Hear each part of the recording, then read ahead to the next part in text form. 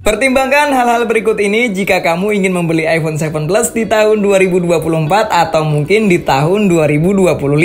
Apa saja, jangan skip video ini.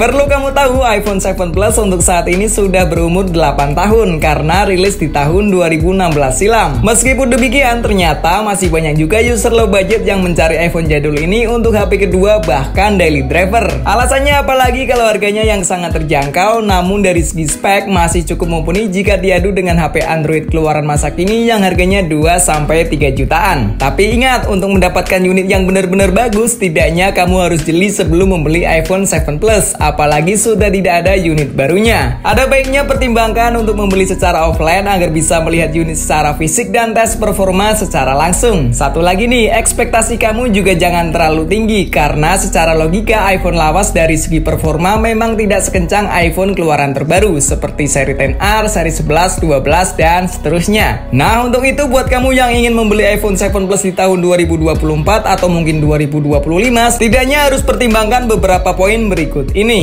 Poin pertama, iPhone 7 Plus sudah tidak bisa update ke iOS seri terbaru. Sayangnya iOS iPhone 7 Plus mentok di iOS 15 saja. Artinya kamu tidak akan bisa menikmati akses ke beberapa fitur terbaru dan keamanan yang lebih baik. Meskipun demikian, nyatanya masih banyak aplikasi yang bisa diinstal hingga video ini dibuat. Minusnya, untuk standby dalam jangka waktu lama, misalnya main medsos atau buat short video secara continuous, baterai akan terasa cepat panas. Poin kedua, baterai cepat habis. Tapi ini bukan soal kapasitas baterai. Untuk kapasitas 2900 mAh bisa dibilang nggak boros-boros amat dan nggak juga awet-awet amat. Namun lebih ke jangka waktu pemakaiannya. Mengingat HP ini sudah berumur 8 tahun, sudah pasti kualitas baterai akan menurun. Dan jika kamu cek baterai health, sudah pasti akan berkurang banyak. Untuk itu ada baiknya selalu bawa powerbank jika digunakan untuk daily driver. Poin ketiga, HP cepat panas. Faktanya memang demikian. Waktu aku review unit ini di siang bolong, HP langsung terasa panas di tangan. Demikian juga jika digunakan di dalam ruangan. Untuk scroll-scroll medsos dalam jangka waktu yang relatif lama, tangan akan terasa panas.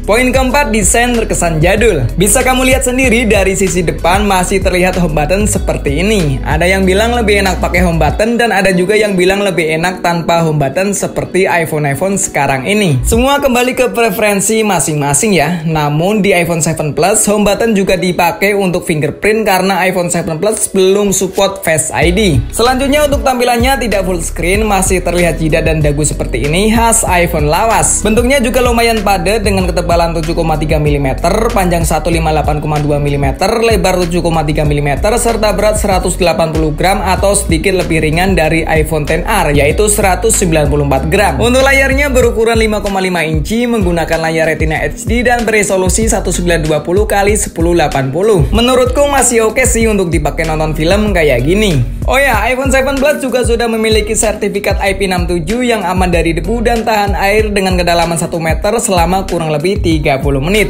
Selanjutnya poin kelima, yaitu bagian kamera. Masih soal desain kamera belakang terkesan jadul dengan dual kamera yang sejajar. Beda dengan iPhone keluaran terbaru yang kameranya sudah terpisah. Di iPhone 7 Plus ini untuk kamera belakang sudah dilengkapi dengan satu lensa wide dan satu lensa telefoto. Jadi bukan ultrawide. Untuk resolusinya 12 megapiksel f1.8 untuk lensa wide dan f2.8 untuk lensa telefoto. Oh ya, satu lagi, sudah support HDR dan untuk fitur-fiturnya kurang lebih sama seperti iPhone 7. Nah, untuk perekaman video, iPhone 7 Plus sudah support 4K 30 fps dan Full HD 1080p 60 fps. Namun dari segi kestabilan masih stabil iPhone XR. Sementara itu untuk kamera depan memiliki resolusi 7 megapiksel dengan bukaan f2.2. Resolusi mentok di 1080p 30 fps. Dan berikut ini adalah hasil foto dan video dari iPhone 7 Plus.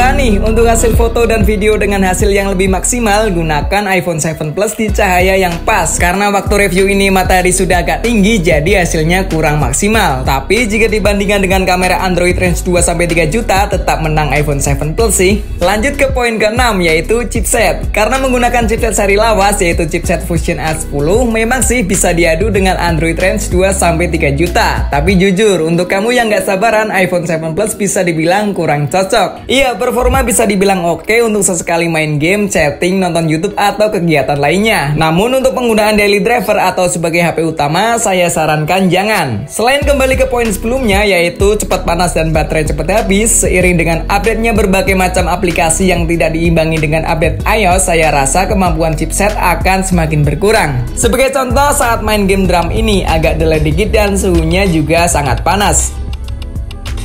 Meskipun demikian, iPhone 7 Plus varian apapun memiliki RAM 3GB dan storage yang cukup besar, yaitu hingga 256GB. Untuk varian lain tersedia 32 dan 128GB. Jadi saran saya ambil seri tengahnya aja untuk harga yang paling worth it karena bisa diinstal banyak aplikasi. Nah, dari pertimbangan-pertimbangan yang sudah disebutkan tadi, apakah masih worth it jika iPhone 7 Plus digunakan di tahun 2024 atau bahkan di tahun 2025? Tolong di komen ya.